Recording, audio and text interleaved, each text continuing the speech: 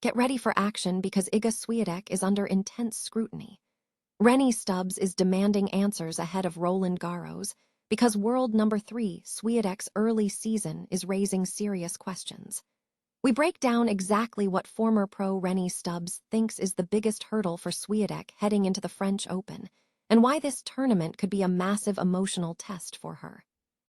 Here's a simple way to protect your phone without stress. This ALEN 3-pack comes with tempered glass screen protectors, camera lens protectors, and an installation frame for an easier, cleaner fit. It's clear, case-friendly, and built to help guard against scratches and everyday bumps. Check the link in the comments to get it on Amazon. Next up, we dive into the surprising developments surrounding Iga Swiatek's coaching changes. She just gave her first real verdict on working with Francisco Roig in Rome, and she says the partnership feels more natural and more solid. We explore how this new dynamic is shaping her game and what it means for her preparation leading into the clay court season. Now we switch gears to the action on the court live from the Rome Open. Watch as Iga Swiatek commences her action against fierce competition, with Aryna Sabalenka and Alina Rybakina also starting their campaigns. We look at the intensity of this early round clash and the bigger picture unfolding on the WTA Tour. Finally, we look at the bigger issues facing the sport as Iga Swiatek calls for a sit-down over prize money disagreements at Roland Garros. We hear Kim Clijsters' perspective on equal pay, and Alina Rybakina weighs in on the possibility of player boycotts. Don't miss this deep dive into the future of tennis and what it means for every player. Iga Swiatek is facing mounting pressure ahead of the French Open, with former professional Rennae Stubbs demanding answers regarding the world number 3's performance and stability. Swiatek is currently seeking her first title of 2026, with a recent run in Rome's Italian Open showing a 14-8 record, though she retired early from a third-round match due to illness. Despite her talent, Swiatek's season has been slow, failing to advance past the quarterfinals at several events and missing tournaments due to injury and illness. This pattern has raised concerns, particularly as her previous success has lacked Grand Slam or WTA 1000 titles, even during her time as world number 2 last season. In an interview with the Rennae Stubbs tennis podcast, Stubbs expressed significant worries about Swiatek's mental fortitude heading into Roland Garros. Stubbs noted that Swiatek has several questions to address, emphasizing the emotional weight of the upcoming tournament.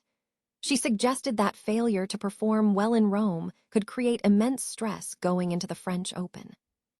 Stubbs also pointed to potential internal issues, questioning how Swiatek will react to coaching changes and potential shifts in team dynamics, suggesting the pressure might stem from Swiatek herself rather than just external factors.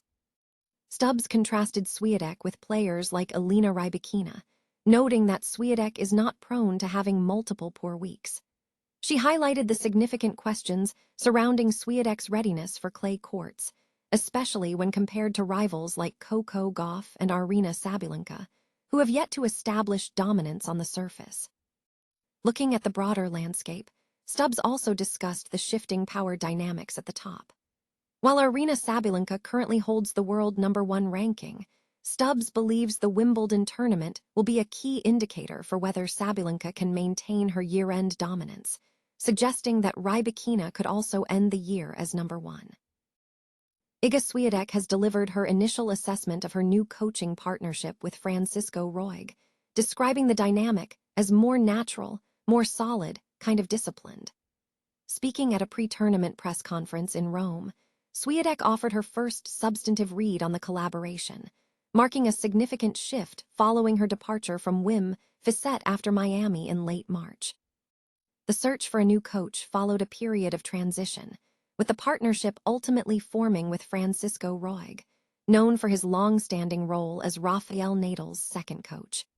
The arrangement was reportedly agreed upon by mutual consent on the tour, allowing Roig to transition quickly to Swiatek, while his previous working relationship with Giovanni Mpecci Pericard was also in flux. Swiatek expressed strong alignment with her new coach, stating, "I think we have the same vision of how I should play, and he's helping me to achieve that." She noted that she had never experienced such a dynamic before, suggesting the partnership developed rapidly. This contrasts with her previous period under Belgian coach Tomasz Wiktorowski, which lacked the consistency she had previously established. Prior to this partnership, Swiatek had expressed feeling overwhelmed by the complexity of the sport, stating, "Tennis feels complicated in my head. I know it's supposed to be simple." The shift in her language suggests a newfound clarity regarding her tennis direction. Early on-court results are still developing, with Swiatek recording a 2-2 record across Stuttgart and Madrid, though the Madrid week was disrupted by illness.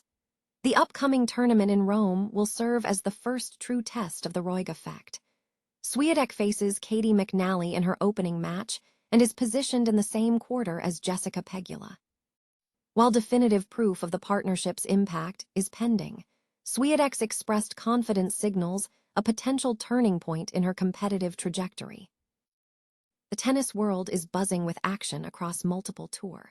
At the Rome Open, the WTA competition kicked off on day 4 with a significant focus on player advocacy.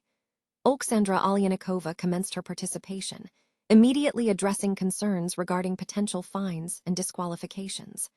Alyanikova is determined to continue her public voice regarding the ongoing war in Ukraine.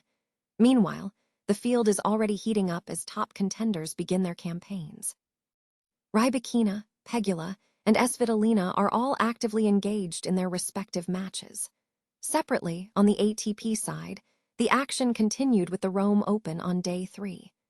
Novak Djokovic made a notable return to the court, while Daniil Zverev is looking to bounce back from the disappointment of his recent Madrid final performance, seeking to regroup and respond to the competitive challenges. Top tennis players are escalating discussions regarding prize money disputes at major tournaments, with several athletes considering drastic measures.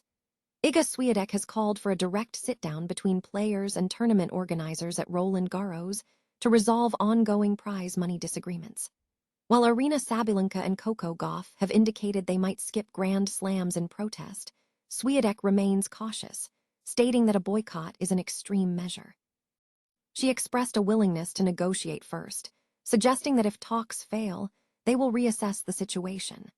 Clijsters commented on the issue, recalling her own experience with Venus and Serena Williams advocating for equal pay, noting that while boycotts have been mentioned, Swiatek's approach appears measured.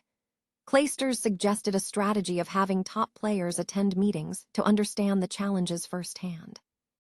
The conversation highlighted the broader context of the issue, pointing out that only 446 women on the WTA Tour have earned over $10,000 this year, underscoring the urgency for change. Other players, including Elena Rybakina, also addressed the boycott topic. Rybakina acknowledged past attempts at player boycotts, but stated she would support such a move if the majority of players decided to stop competing. Rybakina also introduced the overlooked issue of taxation on prize money, noting that high earnings are offset by significant tax burdens. The ongoing debate over fair compensation and financial structures in professional tennis is set to continue.